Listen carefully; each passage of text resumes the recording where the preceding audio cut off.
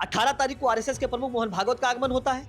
20 तारीख को भाजपा के प्रदेश अध्यक्ष पंकज चौधरी का आगमन होता है और 2 दिन बाद 22 तारीख को बारादरी सील कर दी जाती है। मोस्ट इंपॉर्टेंटली आप ये भी बताएं कि बुलडोजर किसने बुलाया। इसका मतलब है कि आरएसएस और भाजपा के इशारे पर बारादरी सील की गई। क्यों? क्योंकि 2027 में चुनाव है।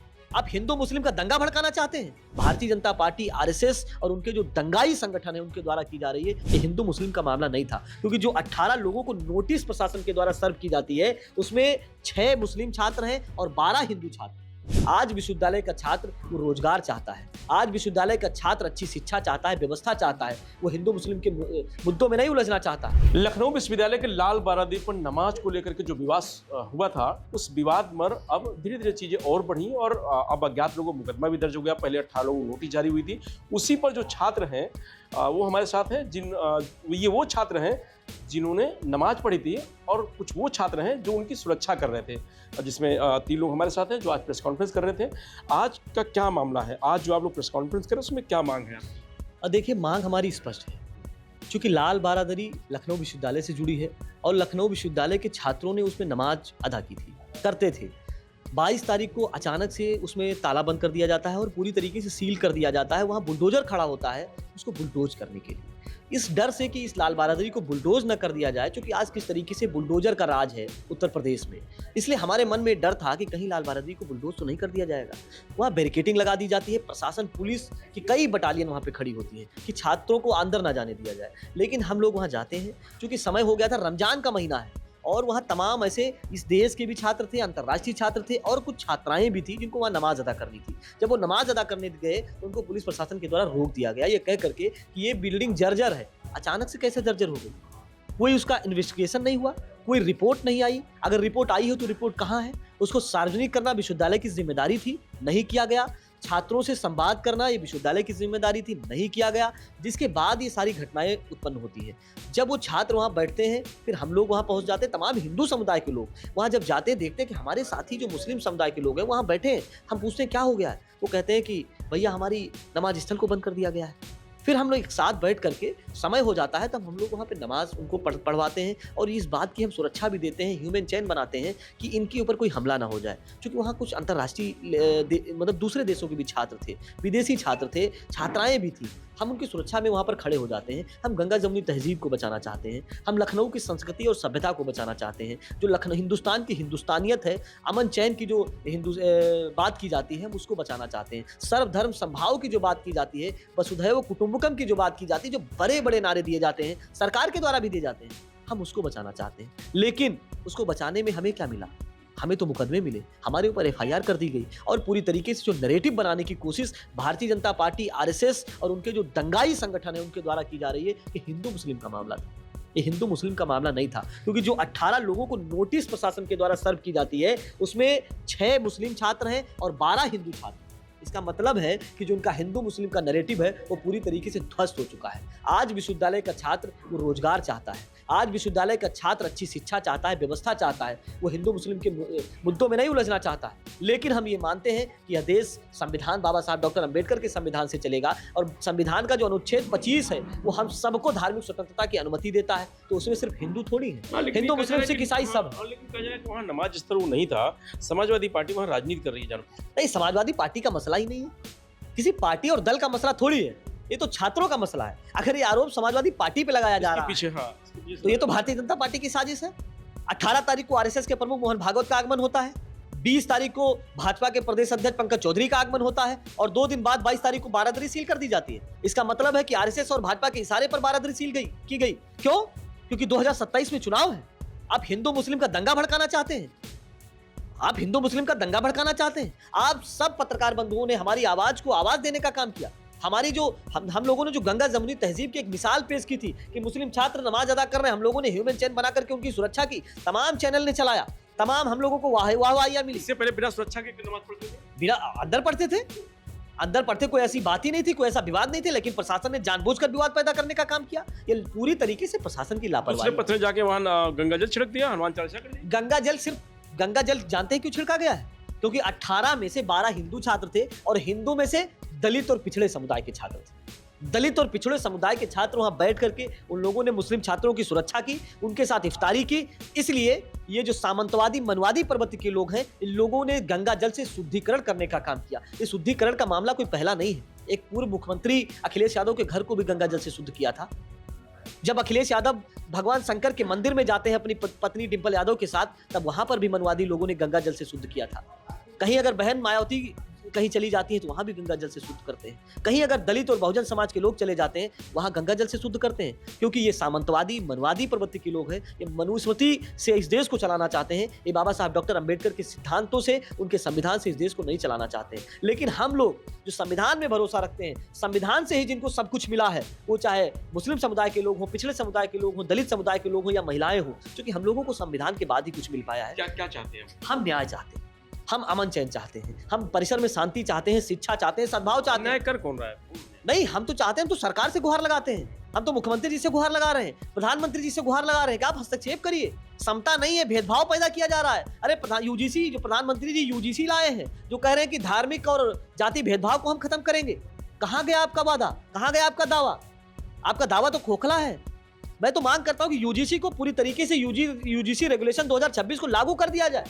अगर UGC regulation, UGC equity committee होती तो हमें वहां बैठ करके नमाज नहीं पढ़ना पड़ता, इफ्तारी नहीं करनी पड़ती। हम इक्विटी कमेटी के पास जाते और अपनी मजबूती से अपनी बात को रखते कि हमारे साथ भेदभाव हो रहा है, हमारे साथ जातीय भेदभाव हो रहा है, धार्मिक भेदभाव हो रहा है, हमें हमारे मुस्लिम समुदाय के लोगों को बैठने नहीं दिया जाता है। दूसरा कोई स्थल नहीं है। और एक बात स्पष्ट कर दें कि हम लोगों की कोई जिद नहीं है कि हमारे मुस्लिम समुदाय के लोग उसी में नमाज अदा करेंगे। आप कोई वैकल्पिक जगह दे दीजिए। अगर वो भवन जर्जर है तो वैकल्पिक जगह देंगे ना। उसमें पहले एक कैंटीन चलती थी। तेरे मंदिर है वहाँ पे? उसमें नहीं कुछ नहीं है। मंदिर कौन कह रहा मंदिर है? दूसरा पक्ष ये नफरत फैलाने वाले लोग हैं। ये नफरत फैलाने वाले मंदिर तो बहुत सारे हैं। हर हॉस्टल में मंदिर बना हुआ उसी में लाल बारादरी मंदिर है। जांच करा लीजिए, उसकी कमेटी बन जाए, जांच हो जाए मंदिर है क्या है। मैं उसके खिलाफ नहीं हूं। अगर मंदिर होगा तो हम लोग स्वीकार कर लेंगे। जो 18 लोगों को बता रहे हैं कि अज्ञात एफआईआर दर्ज हुई है, जी जी, उसको लेकर कार्रवाई हुई, तो आप लोग? नहीं, कार्रवाई ये अवैधानिक है। ये पूरी तरीके से अन्याय हो रहा है छात्रों के साथ। जो छात्र न्याय की बात कर रहा है, जो चाहता है कि परिसर में शांति रहे, जो चाहता है कि परिसर में धार्मिक स्वतंत्रता बनी रहे, उसके ऊपर आप एफआईआर कर रहे हैं। और वो एफआईआर वो रजिस्ट्रार मैडम करवा रही है, जो 22 को, 23 को, 24 को, 25 को गायब रहती है। ड्यूटी पर है लेकिन वो छात्रों से मिलना नहीं चाहती। अचानक से 26 तारीख को प्रकट हो जाती है। लेकिन कह रहे कार्रवाई तो जो हनुमान चालीसा पढ़ने के लिए कार्रवाई उन पे हुई, आप लोग? कहाँ हुई कार्रवाई? पुलिस में भर लिया। उनको तो संरक्षण दिया जा रहा है। प्रशासन उनको संरक्षण दे रहा है, उनको नाश्ता पानी कराता है प्रशासन। आपको पता है कि नहीं? उनको नाश्ता पानी कराता है प्रशासन कि आपने बहुत अच्छा काम किया। क्यों? क्योंकि प्रशासन की मंशा थी कि यहाँ लखनऊ विश्वविद्यालय में दंगा भड़क जाए, जिससे भाजपा और आरएसएस का फायदा हो। तो क्या चाहते हैं आप लोग अब? देखिए, 22 तारीख से हम बस एक ही चीज़ चाहते हैं कि जो प्रशासनिक कार्रवाई हो रही है आप उसका आदेश दिखाएं। अगर आप ये कह रहे हैं कि लाल बरादरी क्षतिग्रस्त है तो उसकी इंस्पेक्शन रिपोर्ट दिखाएं और ये बताएं जो पीएम ऊषा फंड से 5 करोड़ रुपया आया है उसका आपने किया क्या। और अगर ये तीनों चीज़ें आप नहीं कर सकते, और हाँ, मोस्ट इंपॉर्टेंटली आप ये भी बताएं कि बुलडोज़र किसने बुलाया। और अगर ये सारी सवालों के आपके पास जवाब नहीं है तो रजिस्ट्रार भावना मिश्रा इस्तीफा दे दें, क्योंकि अब 1 हफ्ता हो चुका है। 1 हफ्ते से हम लोग भागा दौड़ी कर रहे हैं, 1 हफ्ते से सो नहीं रहे हैं, खा नहीं रहे हैं, क्योंकि इसी मुद्दे पे लगे हुए हैं। किसी पे प्रिवेंटिव नोटिस आ रहा है, कोई एफआईआर रजिस्टर करा रहा है, and in the middle of all this एक एग्जीक्यूटिव ऑर्डर उसे सील करने का अभी तक सामने नहीं आया। गैर कानूनी काम हुआ है और गैर कानूनी काम जो लोग करते हैं उनको कोई हक नहीं है संवैधानिक पोजीशन पे रहने का, और उनको इस्तीफा दे देना। लेकिन कह रहे हैं कि छात्रों ने राजनीति की जब वहाँ नमाज पढ़ा और जो उस दिन बवाल हुआ, देखिए इसके पीछे पॉलिटिकल पार्टियां हैं। नहीं, देखिए, नमाज वहाँ बाहर पढ़ने की ज़रूरत ही ना पड़ती अगर आपने वो जगह सील ना की होती। नमाज वहाँ पढ़ने की जगह ही ना पड़ती अगर आपने एक एग्जीक्यूटिव ऑर्डर दे दिया होता। आपने एग्जीक्यूटिव ऑर्डर दिया होता। देखिए, बात समझिए, वहाँ पे रमज़ान चल रहा है, लोग नमाज पढ़ने के लिए पहुंचते हैं, उन्हें वहाँ पे बाहर बुलडोज़र दिखता है, पुलिस दिखती है। ये जिम्मेदारी भावना मिश्रा की है, क्योंकि उन्होंने ऑलमोस्ट 22 तारीख को दंगा भड़का दिया था, उन्होंने सामाजिक सौहार्द बिगाड़ दिया था। बल्कि हम लोग अगर वहाँ पे ना पहुँचते, हमें लगता है उस दिन दंगा भड़कने का पूरा चांस था। हम लोगों ने वो चीज़ बचाई है और इसीलिए सुबह 4 बजे तक हम लोग वहीं पे बैठे रहे, मैम से बात करने की कोशिश करते रहे। लेकिन क्योंकि उनके दिल में खोट है, इसीलिए भागती भागती फिर रही हैं, क्योंकि उनको पता है कोई प्रशासनिक आदेश नहीं है, पूरी कार्रवाई गैरकानूनी थी। और हो सकता है, संभावना है कि ये सामाजिक सौहार्द बिगाड़ने के लिए हो। ये बात हम एक और कहना चाहेंगे ये जो क्रिमिनलाइजेशन ऑफ डिसेंट है जो छात्रों के साथ हो रहा है, आप देखिए दिल्ली में क्या हुआ, 14 छात्रों को पुलिस मारपीट करके तिहाड़ जेल भेज देती है। वही कार्रवाई आप लखनऊ में देख रहे हैं, चाहे वो जेएनयू की जातिगत वीसी हो, चाहे यहाँ की सांप्रदायिक रजिस्ट्रार हो, बात एक ही है। ऐसे लोगों को संवैधानिक पोजीशन पे रहने का कोई हक नहीं है। जेएनयू की वीसी को भी इस्तीफा देना चाहिए और भावना मिश्रा को भी इस्तीफा देना चाहिए। अब कहाँ नमाज पढ़ रहे हैं लोग? देखिए अभी तो इधर जहाँ भी नज़दीक दरगाह या कोई मस्जिद है वहाँ पढ़ लेते हैं, लेकिन मैं उत्तर प्रदेश के जो मुख्यमंत्री हैं योगी आदित्यनाथ जी से मैं कहना चाहूँगा कि आप क्या मैसेज देना चाह रहे हैं, क्योंकि ये मसला सिर्फ लखनऊ विश्वविद्यालय का नहीं है या उत्तर प्रदेश का नहीं है, भारत का नहीं, यहाँ पर बाहर से भी लोग पढ़ते हैं। नवेबिया हो गया, कजाकिस्तान हो गया, ऐसे तमाम इस्लामिक कंट्री के लोग यहाँ पढ़ते हैं, तो वो कहाँ जाएंगे नमाज पढ़ने? आप क्या मैसेज देना चाहते हैं कि भारत में कैसा होता है? वो क्या कहेंगे अपने देश में जाके कि भारत में हम जहाँ पढ़ने जाते हैं वहाँ पे नमाज नहीं पढ़ सकते, हमारे साथ इतनी बंदिशें लगा दी गई हैं। तो आप क्या दिखाना चाहते हैं?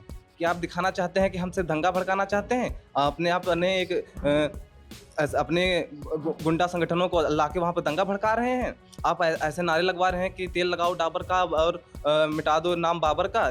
हम इसके बाबर के समर्थक नहीं हैं, लेकिन ये क्या वहाँ भड़काने की कोशिश नहीं की जा रही है? तो ये किसकी सह पे की जा रही है? कि उस दिन जिन लोगों ने नमाज पढ़ी, जिन लोगों ने प्रोटेक्शन दिया उन लोगों को, उनकी वजह से चीज़ें ज़्यादा जुड़ गई। तो आप नमाज, हम नहीं कहते कि नमाज वहाँ पढ़ी जाती, तो नमाज क्योंकि बहुत ही आराम से अंदर पढ़ी जा रही थी। सुबह वहाँ पर नमाज जाकर अंदर दरगाह जो भी बना हुआ है तो उसमें हमारे मुस्लिम भाइयों ने जाकर नमाज पढ़ी। और ऐसा ही नहीं कि उसी विश्वविद्यालय में सिर्फ नमाज ही पढ़ी जाती है, हमारे वहाँ सुंदरकांड होता है, ये हमारे लखनऊ विश्वविद्यालय के वीसी साहब कराते हैं। और हमारे वहाँ अभी नवरात्रि आएगी, सब पूज्य पाठ होंगे और बड़ा मंगल आएगा, तो हर लखनऊ विश्वविद्यालय के भंडारे होंगे बड़े मंगल पे। तो किसी को दिक्कत नहीं है, ना हिंदू को दिक्कत है, ना मुसलमान को दिक्कत है, ना हम जैसे मानवतावादी इंसानियत। दिक्कत उनको है जो चाहते नहीं कि इस देश में सामाजिक सौहार्द बना रहे। वो चाहते हैं कि दंगा भड़कता रहे, हिंदू मुस्लिम होता रहे, हम राजनीति हिंदू मुस्लिम की करते रहें। और क्या ज़रूरत है वहाँ पे बुलडोजर खड़ा करने की? क्या ज़रूरत है? आपको अगर आप कह रहे हैं जर्जर है ज़मीन, अगर जर्जर वो लाल बहादुरी है तो आप उसमें पहले आप नोटिस दिखाइए, आपने कब कहा कि जर्जर है? अभी वैकल्पिक व्यवस्था दी है सरकार ने? कुछ वैकल्पिक व्यवस्था नहीं है। पता नहीं हमारे मुस्लिम भाई कहाँ जाकर अपना नमाज अदा कर रहे हैं, क्योंकि रमजान का महीना चल रहा है, परेशान है बेचारे। तो ये लखनऊ विश्वविद्यालय के छात्र हैं जिनका दावा है कि जो लाल बहादुरी का विवाद हुआ, नमाज को लेकर के लोग परेशान हुए, अभी तक सरकार की तरफ से कोई वैकल्पिक व्यवस्था नहीं है। हाँ, जिन छात्रों ने नमाज पढ़ी थी और जिन लोगों ने उस दिन सुरक्षा की थी, उन सब पर एक नोटिस जारी कर दी गई और साथ में अज्ञात लोगों पर मुकदमा भी दर्ज करा दिया गया है। अब न्याय की गुहार कर रहे हैं और उनका कहना है कि एक माहौल तैयार किया गया है कि किसी तरीके से सांप्रदायिक दंगा वहाँ भड़के। रजनीश यादव, लोकमत हिंदी, लखनऊ।